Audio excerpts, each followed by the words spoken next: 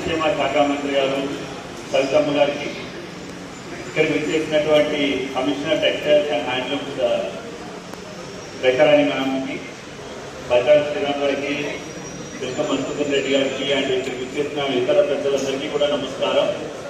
నాకు ఈరోజు చాలా చాలా సంతోషంగా ఉంది.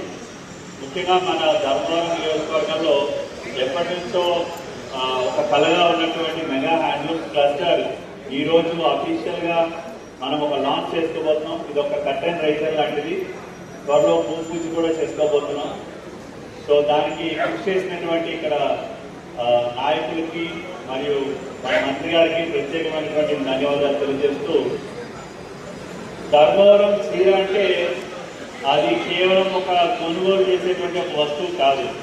నేను చీర అంటే అదొక కళ. ఇప్పుడే చూపించారు మినిస్టర్ గారు కూడా నేత వస్త్రం మీద ఆ ఫోటోని. సో అదొక కళ, ఒక సంస్కృతి, మన యొక్క భారతదేశ వైభవం. సో ఆ కళని మీరు కాపాడుతున్నటువంటి నేతలందరికీ కూడా ధన్యవాదాలు తెలియజేస్తున్నాను. ముఖ్యంగా మన పుట్టపర్తి వెళ్తున్నప్పుడు చూస్తుండేవాడు, ఆ రైల్వే స్టేషన్ గోడల మీద కూడా రామాయణం తాలూకా మొత్తం ఎపిసోడ్స్ అన్ని కూడా పెయింట్ చేసి ఉంటాయి. అంటే అక్కడ వచ్చినప్పుడు ఆ కళాకారుల యొక్క నైపుణ్యం ఆ రైల్వే స్టేషన్ గోడల మీద కాదు, ఇక్కడ ప్రతి చీర మీద కూడా మన వాళ్ళు చేసి చూపించడం నిజంగా ఇక్కడ నేతలకే తెలియంది.